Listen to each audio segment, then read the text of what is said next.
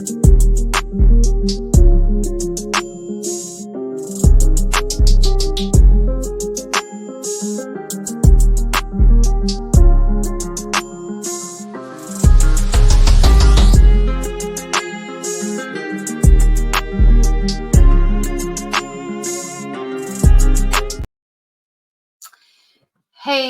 it's me, Vicki Marie, and in today's video we're going to talk about what we can expect from the toxicology reports, the autopsy report, the final judgment, if you like, from the forensic examiner on the Riley strain case. So I just want to show you this case concerns this young man, Riley, who disappeared after a night out with his frat friends, celebrating the end of the year, the end of their courses. And unfortunately, something happened to Riley. He was extremely inebriated or, under the influence.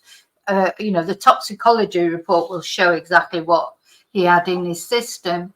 And there's been a lot of conjecture. Was he spiked? Because he just seemed to be extremely under the influence. He then, this was in Nashville, and he then went for, nobody really knows where he was going. Was he trying to get back to his hotel? Was he, he just started wandering along, unfortunately, along the side of the river. And a little while later, a few weeks later, he was found, unfortunately, drowned in the river. So since then, there's been a lot of speculation as to how he ended up in the river. Did he fall in? Was he pushed in? Was he attacked? Etc., etc. And that's what everybody's waiting for, the results of these toxicology reports, and then the whole report can come out. So I'm lighting a candle this morning for, should have said good morning, good afternoon, good evening, wherever you are. I'm lighting a candle for Riley and his family, of course, because, it is always, it's the ones that left behind. We have to hope that Riley is, in a better place. But of course, he had his whole life in front of him. I mean, he's 22 years old, and to all intents and purposes, he was, a lovely young man, very sweet. As I say, he looked like he was going to have a positive impact on the world, and all that was taken away from him, from his parents, from the world. He'll be missed. So that is the candle that I'm lighting this morning for Riley, and for, of course, his parents, his family, friends, anyone who's been affected by Riley's passing. So that's what we're going to look at. The results the results are in apparently, but nothing's been released yet. There's still things going on, still things that may affect this final assessment by the police. But we're going to look at what we can expect, or what allegedly we can expect. And I'm going to look at a Tennessee news channel that's been covering this, Nick Beres, who's a reporter who's been covering this case. I'm going to show you a video and read you what he says on his Facebook profile. One thing I will say to him, he still keeps calling him Strain. What is wrong with this mainstream media? Where's the respect to call him Strain? Why can't they call him by his name, Riley? Just makes me absolutely fuming. And he's oblivious to it. But anyway, there you go. Apart from that, he's a very interesting reporter. He's a good reporter. But this predilection the mainstream media have to call victims by their surnames, it must really grate on the family. It would grate on me. It grates on me, and it's not even my family. What is that about? Anyway, so whinging apart, let's have a look at what Nick has to say. Was last seen along this stretch of Gay Street just above the Cumberland River. He disappeared. And now just finally, back to the we have a better idea ago that Riley Strain was last seen along this stretch of Gay Street, just above the Cumberland River. He disappeared. And now finally, we have a better idea of what exactly happened to him. We know that the 22-year-old University of Missouri student's body was found in the Cumberland River 2 weeks later. My company works on the river. I have just found a dead body. I believe it to be Riley. At the time, Metro Police Chief John Drake said preliminary indications were that it was a horrible accident. But there were some odd circumstances. Strain's wallet was missing and his bank card found along the bank. His body was recovered without pants or boots, so questions remained about the cause of death and whether there was foul play. The autopsy was to provide answers, but to date, it still has not officially been released. A lot of times when an autopsy report takes a little while. Does it? It has taken a long time, but of course the toxicology reports notoriously take a long time, don't they? And of course, because this is a high-profile case, they'll be wanting to get it absolutely right, won't they? So, you know, better perhaps that they take their time and get everything, you know, 100%, because they know that as soon as this report comes out, the world's eyes are going to be on it. You know, we're looking at it, not only his family, friends, the local people to Nashville. You know, everyone will be looking at it. All the people that, you know, this was a big case that social media were covering all over the world, you know, because it was so mysterious how it disappeared. And there were hopes, you know, that initially maybe it would have a good resolution, but of course those hopes were dashed. To be released, it makes individuals somewhat suspect that maybe there's a criminal investigation. News Channel 5 has learned toxicology is now back to go along with the completed autopsy, and all indications are what happened was an accidental death, a drowning. No evidence of trauma or that Strain had been drugged, and no sign he was victim of a crime. This was a horrible tragedy, but that there is no criminal wrongdoing. Our understanding is the medical examiner did just receive some new information and is finalizing the official autopsy report, expected to be public very soon. No surprises are expected, though the case can always be reopened if there are any signs of foul play that emerge.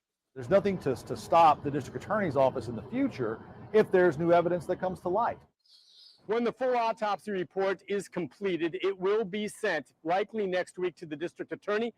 No criminal investigation is expected. Nick Barris, News Channel 5. So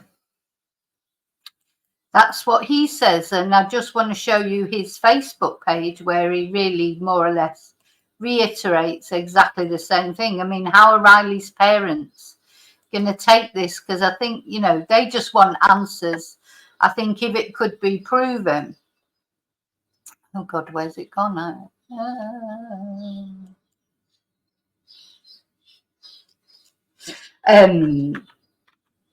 You know, they just want to know what happened to their son, of course. And if there's any evidence of foul play, you know, but what will they do if it comes out there isn't? Anyway, he reiterates this in his Facebook page. Exclusive accidental drowning. You want answers about the Riley Strain case?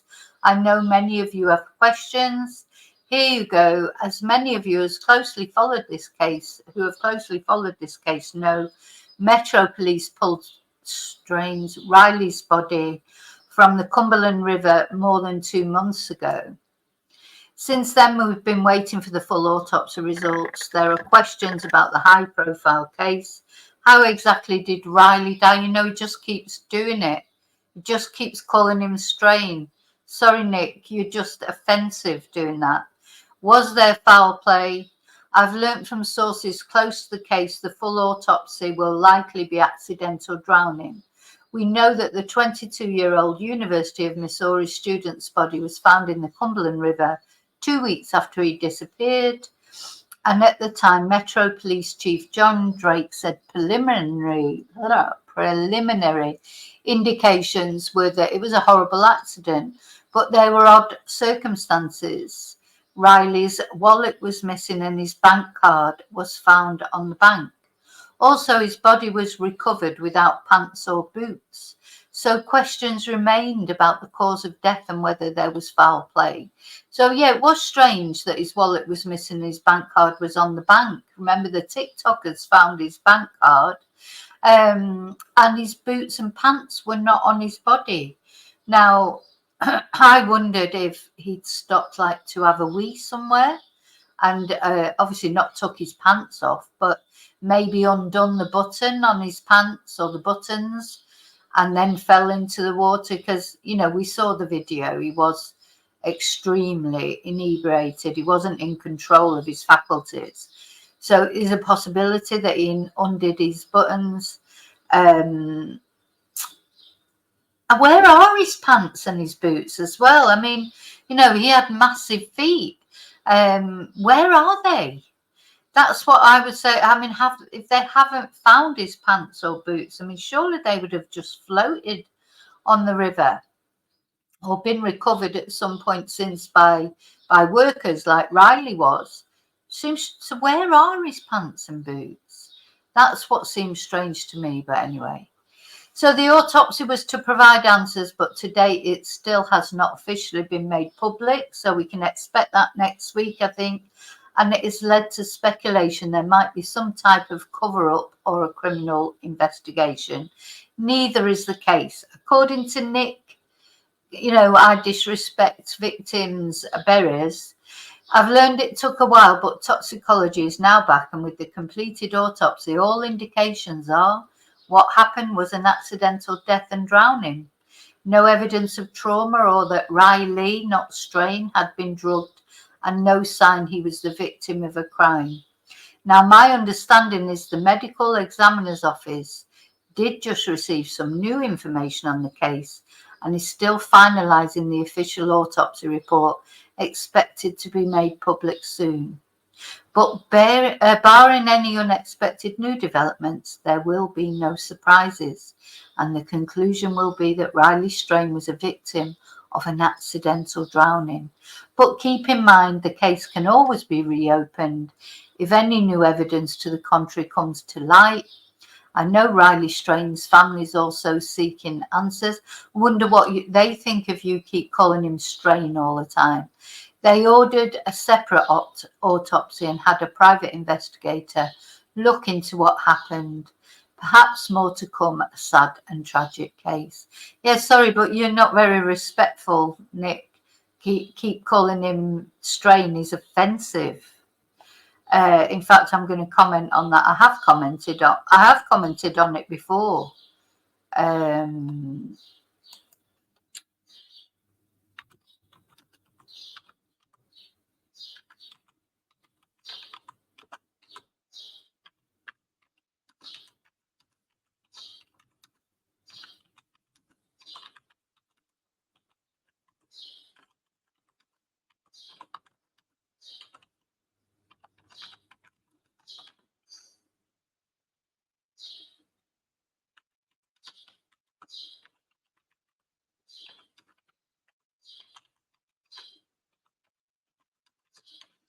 Might ban me, I don't care. To be honest, I've got to say what they disrespectful to only use his surname when talking about Riley, offensive even.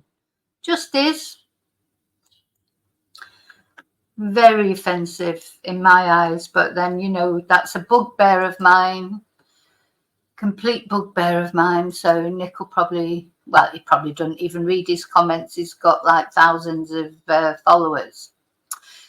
So there you go. So this is apparently what we can expect. Accidental death verdict. No evidence of foul play. Nothing in the toxicology. Nothing significant in the toxicology. So we'll see, but we have to wait.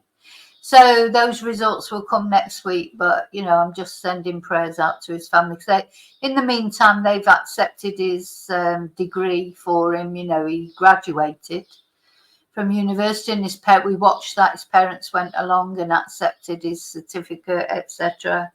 Just so sad, because he had a job. He was supposed to be starting an internship, wasn't he, in an insurance company. You know, he had his whole life in front of him, and such a lovely young man, and gone from this world. Maybe an accident. But where's his pants and his boots? That's the one thing I'd say, because his boots were massive. Surely one of them would have turned up. But anyway, we've got to just wait and see. We'll wait and see. So, okay, that's it for this one. I hope if you don't know anything about me, I'm going to put on a couple of little videos that tell you about some books I've got to say for sale. One to tell you a bit more about my life, and the other one for if you want to learn Spanish, because that is my other life as a Spanish teacher. So if you don't know anything about those, I hope you'll stay and watch those videos. If not, fine. I understand you may have seen them quite a few times if you're a regular viewer. So take care. Remember to always look after you, because you are the most important person. Live and love wisely and carefully. And until I see you again, may your God always go with you. Bye. Hey, it's me, Vicki Marie. Did you ever want to know a little bit more about me and my background, how I came to become interested in true crime, how I ended up in Spain being a Spanish teacher? If you want to know a little bit about me, a little bit more about me as a person, you can find my book, Confessions of a Spanish Teacher, on any Amazon site, wherever you live in the world. And I believe that everyone has a story to tell, and this is my story. So it's the story of how I grew up in Manchester in the UK on a council estate, and very humble beginnings, and my journey through personal tragedies, disastrous romances, and triumphs to become a single mum, a Spanish teacher, and an interpreter living in Spain, and eventually a YouTuber reporting on true crime. So it details my various experiences with people and places over 20 years of teaching, over 20 years now. Ooh, where did that go? Of teaching Spanish and interpreting through the backdrop of the recession, financial uncertainty, severe flooding, and living through COVID. I hope you will find it funny, sad, amazing, silly, serious, and stranger than fiction at times. I hope you enjoy it, and I hope to make you angry at least once. I hope to make you cry at least twice, and I hope to make you laugh many, many times. So thank you for all your support on my YouTube channel, and if you want to know a little bit more about me as a person, then you can find out there. So thank you so much. See you very soon in the next video. And as always, till then, may your God go with you. Hola, soy Vicki. And are you wanting to learn Spanish? Have you been trying to learn Spanish and it's just you can't put the words together? Common thing that people say to me is, I know a lot of words, but I just can't put a sentence together. So I'm here to tell you how you can learn Spanish through English. Learn how to make sentences, not phrasebook Spanish. Learn how to ask questions, answer questions, right from beginner or whatever level you are. If you're struggling in putting it all together, there'll be a level I can offer you a solution. So I've been teaching Spanish for over 20 years to English-speaking people. And these are the books that I have written. Break the Language Barrier Level 1 for beginners. Level 2 for intermediate or sort of pre-intermediate. Level 3 intermediate. Level 4 upper intermediate.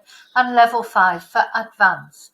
Because really level 5 is to practice what you've already learned. So if you've already learned a lot of Spanish, but you want some practice with translations, conversation practice, games, etc., level 5 is for you.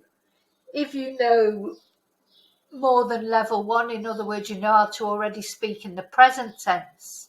If your grammar has gone past the present tense, but you're struggling with the past tenses, level 2 is the book for you.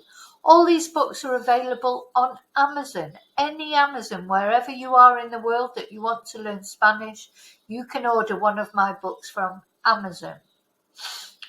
The other thing you can do, you may